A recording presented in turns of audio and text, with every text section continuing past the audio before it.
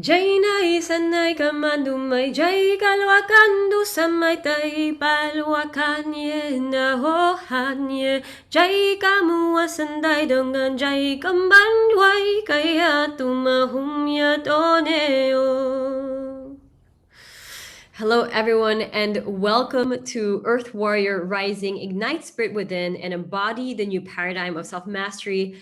I'm your host, Lotus Sky, musical channel and shamanic guide, and I'm so excited for our guest for this session, Anna Kowalska. She's a purpose prosperity coach. Anna, thank you so much for being here. Excited to have you and have this conversation. So excited to be here, Lotus Sky. What a unique opening. I really appreciate it. Yeah, tuning into the energy of the conversation we're going to have, channeling it through. Sounds like a lot of energy and power and purpose and prosperity. So let's talk about this. So those who are still getting to know the work that you do in the world, could you share in your own words what you do? Yeah, sure. So what I do with my clients is help them remember what their purpose is. And in my work, it's more based on who they at the soul level have chosen to embody as, so then they can take action that represents their purpose. So it comes back to a soul has a vision. Let's call it a vision, right? And I don't want to, I'm going to use the word purpose. Soul has a purpose to have a certain experience this lifetime, at this time, this dimension on this planet. And it's a ways of being that we embody. And there are so many available to us based on the work that I do. There are very particular ones that serve each particular person. And when we embody those ways of being, right, and we can choose any of them, but the ones that are really determined from your soul's experience and your soul's purpose, when we embody those ways of being, then we are grounded in what it is that we are here to bring through our bodies for this time, especially right now for planet Earth. And because we are physical beings, we live in a world that's based on exchange of goods and services. There's this whole idea of prosperity. And I bring in a conversation of money because that's the world we live in. There is still an exchange of money for what we do. We're shifting it into more of exchange for our energy. And it's not about the amount of time you spend or how hard you work, but more about the frequency you embody. But you do get to have an exchange for it, which usually is money in our world. So we merge it together so we can create what it is that we each are here uniquely to bring into the world right now at this time, which is so needed. I'd love to hear like what called you to do this work in particular? You know, was there something around you also finding your purpose, you healing your own relationship with money and all that? Absolutely. So I didn't grow up knowing anything about purpose. I grew up in a communist country. There is no such a thing as purpose. There is survival. There is fulfilling on, somebody else's agenda for you, right? And living life in a certain way so you stay safe and survive, get to a certain age, have a little bit left over so they can bury you. I'm being jokey about it, but that's pretty much what it's like. And there is no conversation of, you could choose anything, you could be anything, you could do anything. And there is a particular something that when you do, you will feel fulfilled. You will feel like you're unstoppable. There is no conversation of that. So that's where I grew up, and I came to America as a teenager. And of course, I watched the movies and the shows, so I knew there is a lot possible here. But then I came here and I started living it. And out of nowhere in my 20s, I had all the abundance, physical, material abundance that I could imagine. And when I had everything that I ever could imagine in that moment, there was still something very important missing. So I would walk around, and I had a very different relationship with God. So I won't say I talked to God, because at the time, God was still an angry God in the sky, guy with a long beard that would punish me. So I didn't say that, but I believed in some kind of a greater power. So I would walk around and say, hey, greater power, if this is not it, then what? Because I was always taught that if you have all these things that I have, life would be good. Life was good, but it wasn't fulfilling. It wasn't what was, I felt like I constantly kept saying, what is there? Because there is something more. So yeah, my journey started to lead me into different people, conversations, experiences, and little by little, I started to experience the sense of purpose. What is this even? And I was in groups of people where a word purpose was brought up. So I started to look at what is this purpose thing? And at some point, I was led to a scientific hand analysis, which is a tool I still use because it connected me, it reminded me to what I was born into, and when I was born into those ways of being, that when I am, life feels different. So it was my own journey of not having to going into, well, when I have, then what, right? And starting to discover years ago what we are now actually stepping into, right? For the new earth, this whole idea that we're not here to do, but to be a certain way. And through those ways of being, then we can create what it is that we are here to create. And then we can enjoy all the beautiful things we love to have, right? So along the way, there was not having money, having money, and then figuring out when I have money and it doesn't feel like it should, like I thought it would, then what? So I had to heal, and then a whole can of worms opened up when I started to look at that, because then we get into the conversation of self-worth and owning your worth, and what does that even mean, right? Manifesting and going through that whole journey of discovering once you have, then what you do with it. Because I think a lot of people are in that conversation too, that stops them. It's like, then once you have it, then what you do with it, and becoming a steward of it and channeling it into my life in a way that then serves what we are creating as humanity. Now, if you asked me this 20 years ago, I would say you are this is, what are you saying? This language doesn't make any sense to me. And I can't imagine right now creating in any other way, because that's where we're moving as humanity. Will you mute it? I was like, oh, so beautiful. It sounds like you really came from that kind of rags to riches story, a space where you couldn't even create your own life. That wasn't even an option where you were from. And then you come into a place of, okay, I created all this material success, and why do I still feel empty? And then you tuned into what I'm hearing is like your ways of being, that from that space you create purpose.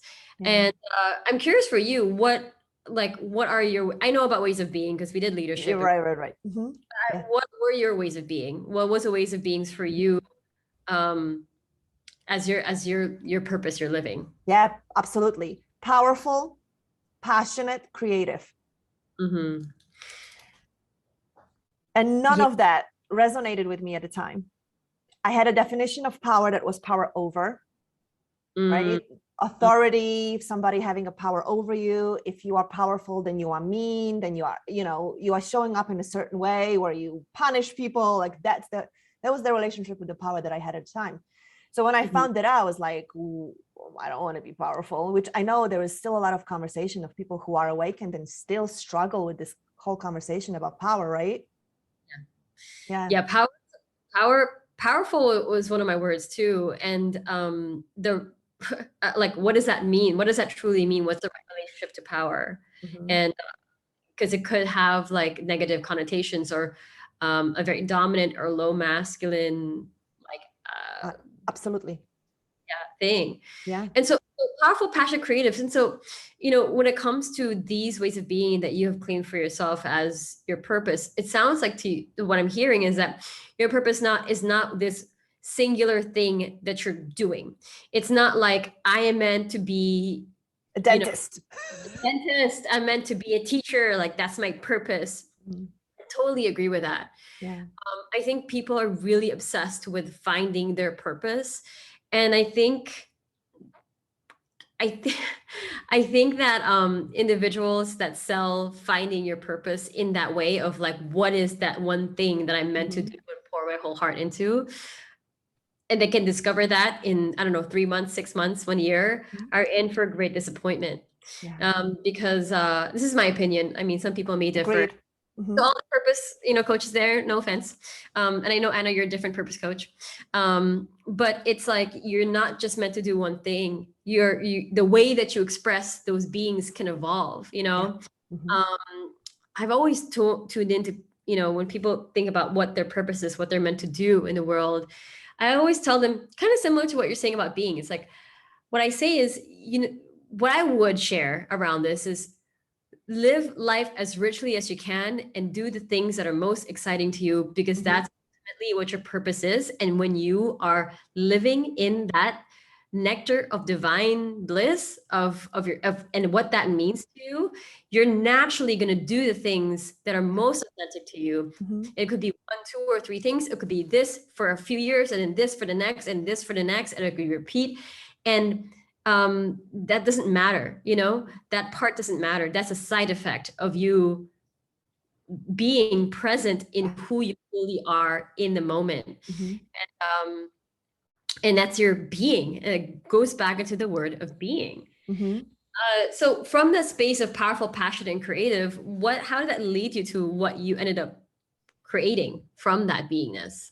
Yeah, great question. So I was already coaching the time when I discovered that those were the ways that I came here to express. I used to walk around and say I'm an artist, but I don't know what kind, because I wasn't expressed through any artistic abilities. I wasn't born in any talent. Some people are born in, like for you, for example, right? I don't know how quickly you discovered that you had a musical talent. I mean, it was like, I honestly, it was in elementary school. People were looking for people to sing on stage. I sang on stage, and then my mom put me to voice lessons. And like, that's when I cultivated my voice. I wouldn't say that I was right out of the box, like, whatever.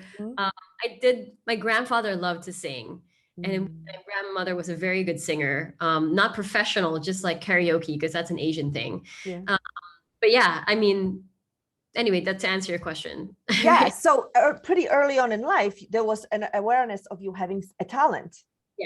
Yeah. Well, I didn't grow up that way. Yeah. So when I heard that I'm here to be creatively expressed, I'm like, well, what does it look like? I don't know. I don't paint. I mean, I can paint, and I do paint, but it's not like you would be like, oh my gosh, you are, a painting protege. I definitely can't sing. I do sing, but I shouldn't in a public. So there wasn't like an inborn talent, right? I'm like, what do I do with this? So I would walk around and say, I'm an artist, but I don't know what kind. So I started to look at, how do I express my creativity? And anytime I express my creativity intentionally, I am led to the next level of what I'm supposed to do. None of it really includes artistic talent, the way that we think in the world right now, but my creativity is constantly engaged, right? So it leads me to, how do I then now create what I already do? Because I'm a coach and I love it. How do I now inspire passion within people, right? So how do I now activate what the passion, and even the word passion, like I thread gently around it, because the whole idea of do what you're passionate about, I think, is very narrow as well. It's not necessarily true for everybody. Passion is something we can cultivate. However, if it's a way of being that your soul intended to experience, you better do something you're passionate about. So as soon as my passion wanes for what I do, I ask, how can I right now infuse a little bit more passion into it? So what I'm passionate about is the look on people's faces when I help them decode who they already are, because we were born this way, right? We were born with certain ways of being that the soul said, I want to know what it's like to be a passionate, powerful, creative human being, right? It's actually in our fingerprints. I use that code. And then it's up to me to figure out what it looks like. But my soul already knows. So to see the people's faces on when we get into this conversation and they're like, oh my God, when I was 7 years old, I remember standing on a stage and singing, and I remember what it felt like. And then I remember somebody told me, you can't make money singing, so I stopped, right? So yep, go ahead. Yeah, so, I mean, finish your sentence. It's cool. So it's been a journey for me too. I mean, before I knew what I was meant to do, I was in real estate and I was in the mortgage industry. And I think I could have found passion, power, and creativity in that area as well, right? Very often I'm like, oh, I watch the shows for like, Selling Sunset, which is such a trash, but but I love the properties in LA and it's just awesome to watch. So once in a while I indulge. I'm like, oh, this would be amazing to be in that industry again and, experience the physical beautiful surroundings. So it really could be expressed in many different ways. This is the way it's expressing right now. So I love Sky when you say it really doesn't serve anybody to commit to or think that there is one way to be expressed and that's it. I think it may work for a very small percentage of people. Right? That they're like from the little tiny itty bitty, they know I'm here to be a doctor, right? They play with their dolls and they know they're here to be a doctor, and they continue on that path and keep expanding. But even within that, right, they have a space to change what it looks like along the way, right? Change, maybe focus a little bit more on certain areas of the medicine. So especially, yeah. Maybe they're even playing in that field and Mhm. pause and see that there's another way, and they pioneer something Yeah. different. And then they get into entrepreneurship, or they get into a particular, like, teaching around it, so I 100% agree. I 100% agree. I mean, I think ultimately, there are people who, it's almost like,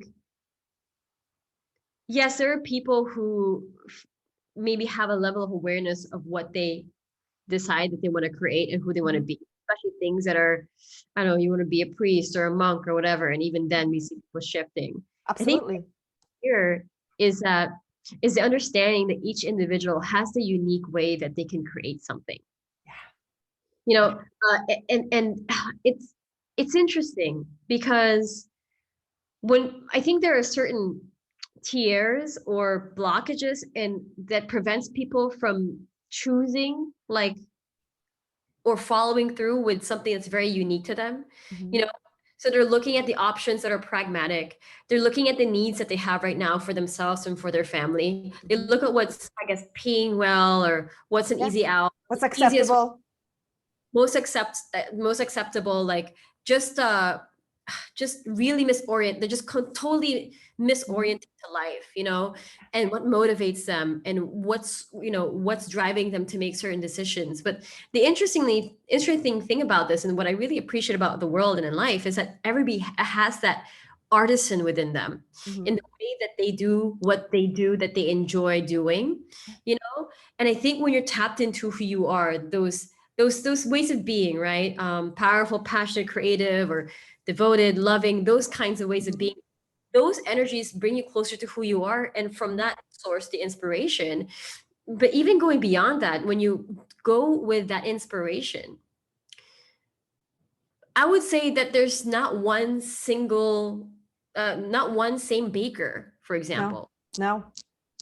It's different, the way that they make it, the style, the energy, the flavors, like the universe, even the branding of a bakery between Georgetown Cupcakes and Nicoco's, in here in Hawaii, like, just, like, different vibrations that you can Yeah. create, and like Yeah. barber and coffee shop owners, artists, like coaches, the way that they do the thing that they do, there is that art, and so I think as people continue to understand themselves more, explore, or even reclaim some stuff that they have left behind in the Mhm. past, have abandoned, Yeah.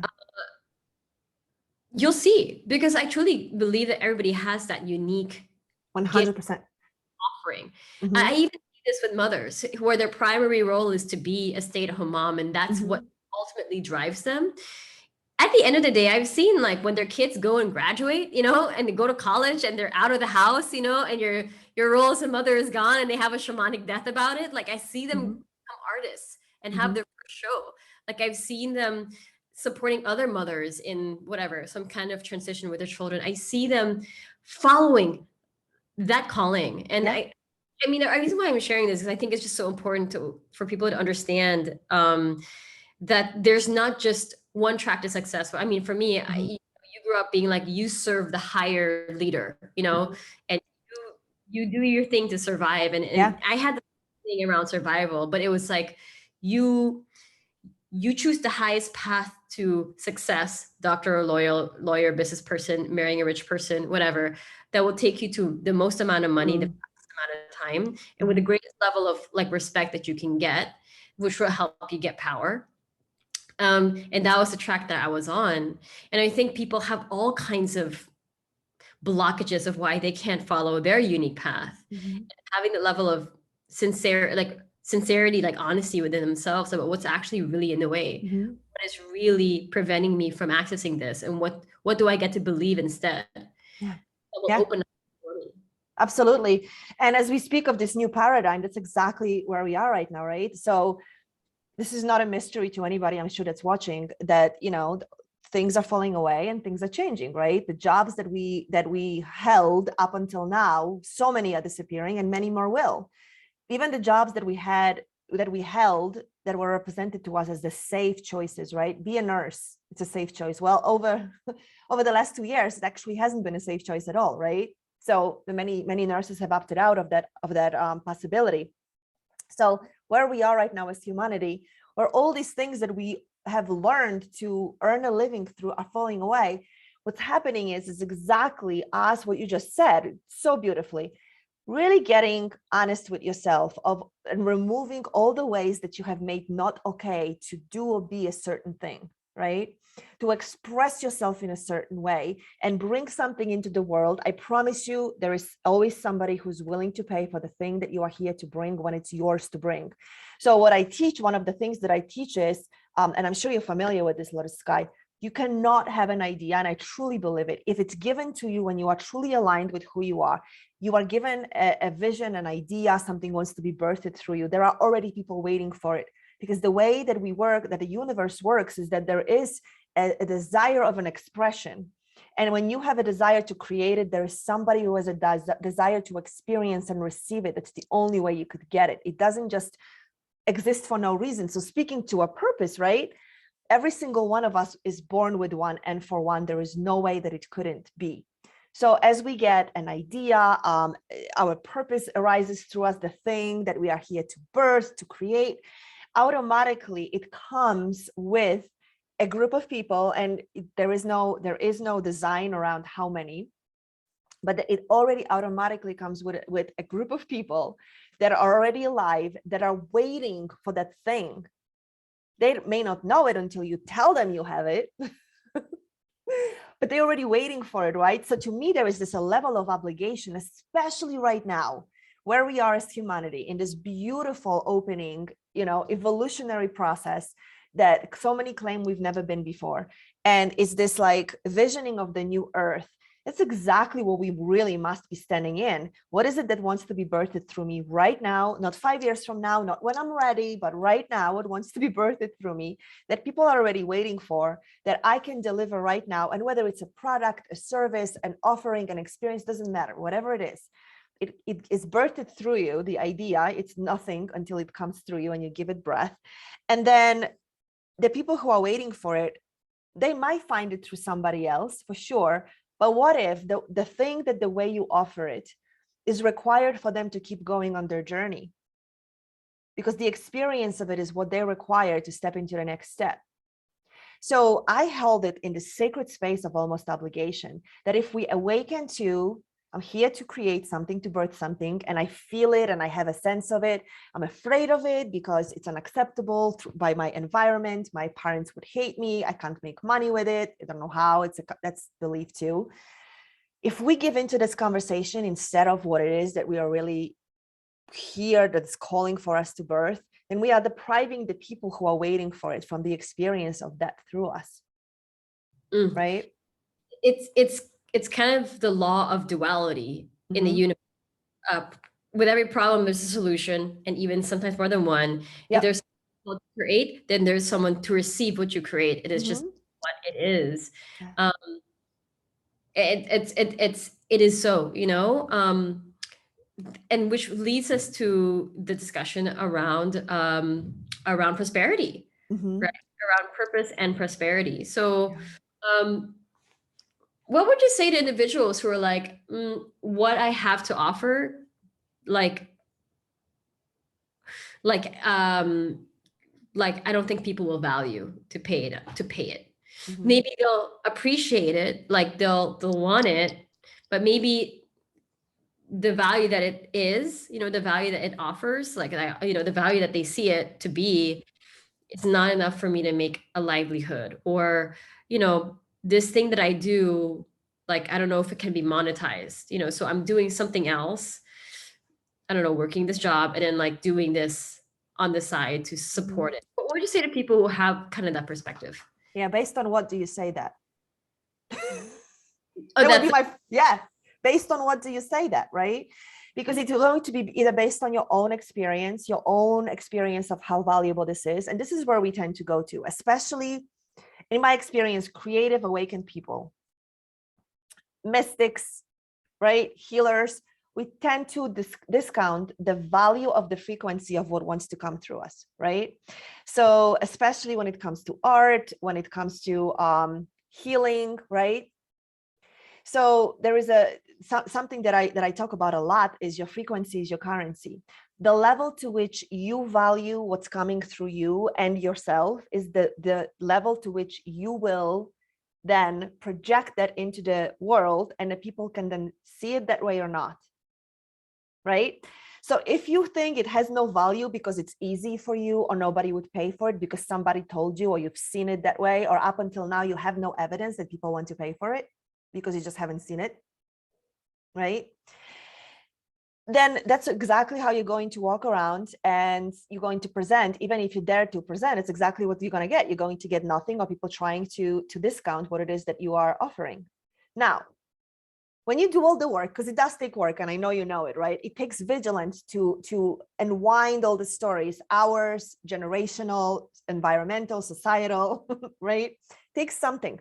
And it takes vigilance, because for me, at least, my stories are so deeply embedded that no matter how much work I do, unless I stay vigilant and rigorous with holding my frequency high, my mind clear and focused, if I don't stay rigorous, it slides right back, and I watch it and I can see it reflected to me immediately, right? Is that your experience too? Just this constant, yeah.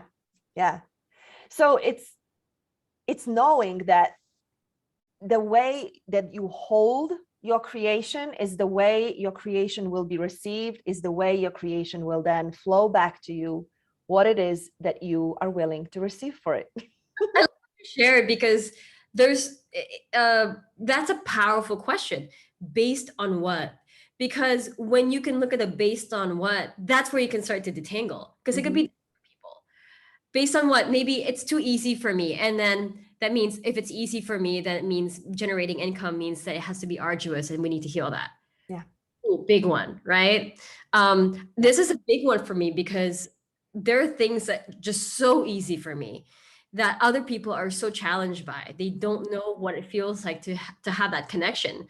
And because in the past, I would think, well, this is so easy for me, so everyone must be able to access this as well, and they don't. And so I don't value it as much, but they do. It's very interesting. Yeah.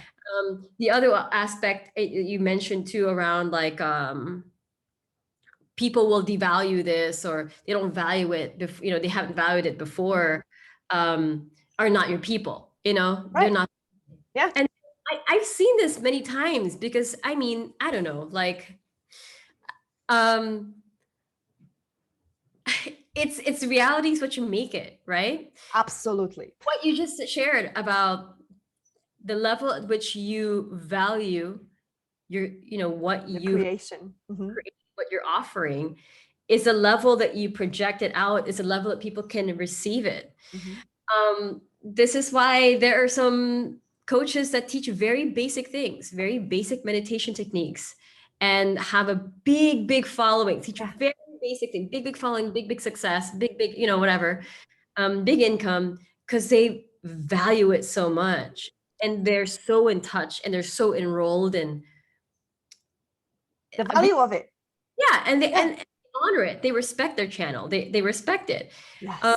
And so what we project, it makes so much sense. So I think huge code. Yeah, I think it's really, so you just said something really great, Lotus Sky, and I want to just bring it forward.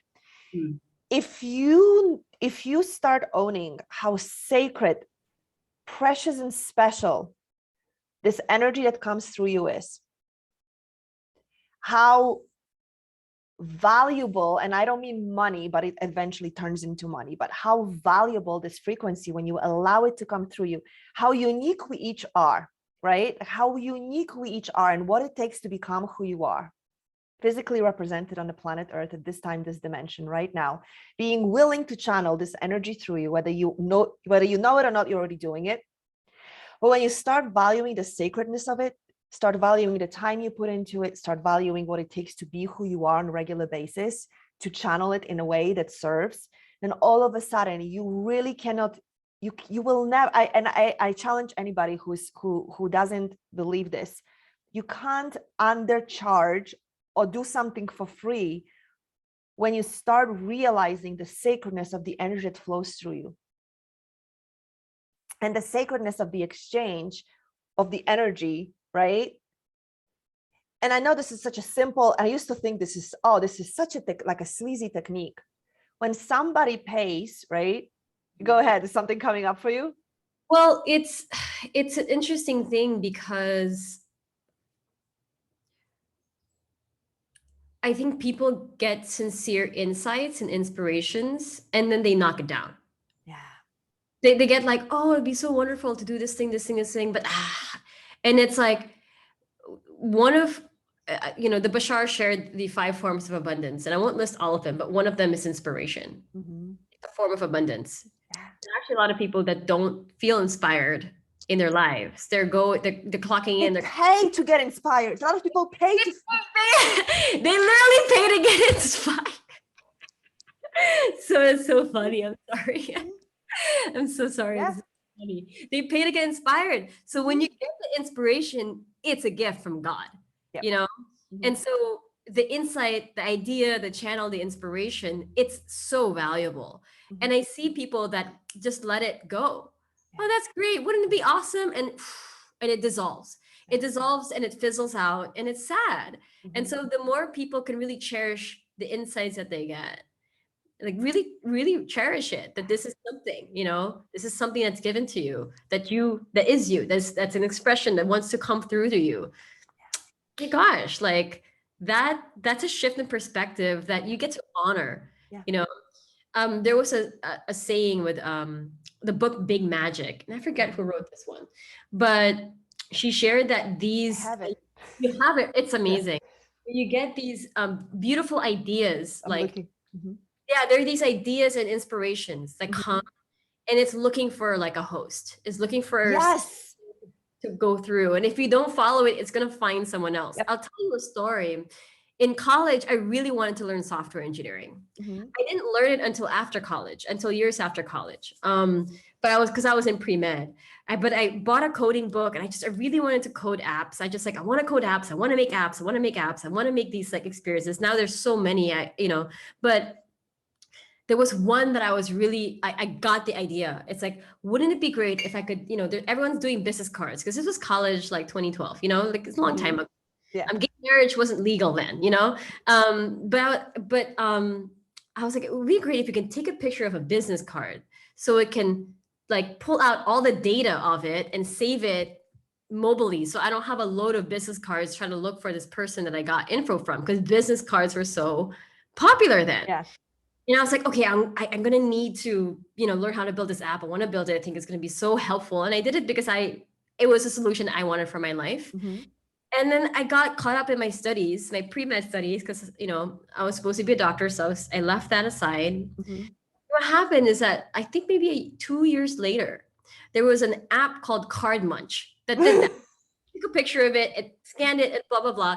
It got sold for, I think, $20 million. I was like, oh my God, that was my idea. Someone did it. And I do believe in that there's a divine idea. It's looking for a channel, and the way that you can uniquely express that, the way it's brought to you, and if you just ignore it because of whatever limiting decision, you may miss it because you didn't value it. Someone else did, and so I think it's so important to really respect that divine connection, that divine inspiration, to really value it, to hold it sacred. Yeah, absolutely. And when we do, so to follow through, right? When we do, then we get to charge appropriately, right? And receive the monetary prosperity for it, right? And then in turn, the person who receives it, who pays for it, they increase their own value because they just paid for something. So their experience of who they are expands, right? So they feel like this is a sacred transaction and I was worthy of it. All of a sudden, it like expands that in the world too. To me, that is just such a beautiful like cycle of hello. I cannot say it. Representative? No, Representation. no, reciprocity. Oh my God. It is. Yeah, and I think that's the abundance frequency. Yeah. That's the abundance energy, because it's the feeling that you get when you purchase Lululemon yoga pants versus PJ Maxx off rack, right? off rack that's like gonna rip in like 3 months, you know? Mhm. And Yeah. it's and I know this because I have few, I mean, it looks like I have a lot of things, but I don't have a lot of things, but I have a few quality things out of my choice of minimalism. I don't like having a lot of stuff. I like keeping things very zen. I mean, it's Asian for me, but I like quality things. And so the idea of valuing oneself. Yeah. There's some people who probably spend as much money as me, but on many small, low quality things. And it's just repeating the invaluable aspect. But the idea of I value myself, I buy something high quality, there's a reciprocity in the person that's selling it, in the quality and love that they put in. And it's an abundance energy. It is just an abundance energy. And in that level, you could get to a point where money doesn't feel like any kind of thing. It's just energy. Yeah. I think that's where you get to that point where money doesn't feel like we need a society without money, which by the way, I think is going to go out anytime soon. I don't think we're going to have a money-free economy until we've healed our wounds with money. Right on. That's what the guys told me. The money's not going to disappear until you heal your judgment and wounds around it. Yep. And that's interesting. That's actually quite interesting, because what you resist persists, Yeah, absolutely. Yeah. So it's healing and changing the relationship to that. So you are in the abundance frequency instead of creating these negative definitions around it that restricts you. So that's really, really powerful. And I thank you so much for all the things that you shared. I could talk to you more and more, but I just so good. really, really powerful exchange. I know that you have a free gift for people who are wanting to deepen in this way. Would you like to share it with the world? Yeah, absolutely. Hold on, let me peek, because I know it. And in the moment, I'm so in the energy. So it's activate your sacred success, align with your soul purpose, divine prosperity, to birth your highest soul level body of work, even if you don't know your purpose yet. So to say it in a simpler way, it's the 5 steps. And it's like 5 steps. I love the 5 steps formula, but there are certain things that I did to get to a place where I allowed myself to receive the money for the work that I do that's based on who I am, right? So it was like 5 steps that I've taken to get to know myself, to align with who I'm here to serve, and then clear my relationship with money, heal my relationship with money. So I recorded a masterclass, whatever you want to call it, a webinar masterclass, to share those steps, because I bring them into my life over and over again. Every time I scale up, every time I change and shift what I offer, I come back to the same 5 steps, right? So it's the 5 steps to awaken what it is that you are here to birth right now for the planet Earth. It's waiting right now, not when you're ready, not when your bank account is ready, but right now, what are you here to bring for the new paradigm that we are birthing right now? And to those who are interested in that free gift, feel free to claim it here on the page, as well as Anna's information. And I thank you so much for your shares. I ask this to every expert that comes on this show. When I say Earth Warrior Rising, what comes to you? Oh, I love it so much. Lotus Sky, Earth Warrior. I literally just had a workshop this morning with my circle, and I was talking about how we are part of planet Earth. Planet Earth is going through its own transformation, and in my view, in what I receive, we have agreed to be the inhabitants of this planet Earth in a way that it is. And right now, we have agreed to be birthed in this dimension, in this time, with our purpose, to be the channels for this transformation. And that's what the Earth Warrior means right now. I just got chills. When you're willing to stand for who you are and what you're here to create, you are the warrior for the evolution of planet Earth. Period. Right. That's amazing. Couldn't have said it better myself. And I thank you so much for being here. Really appreciate your wisdom, your power, your creativity, and your passion. Oh, thank you. I receive. Thank you, Lotus Sky. And to all those who are watching, that is it for this session. This is Earth Warrior Rising. I'm Lotus Sky, and I will see you in the next session. Big love.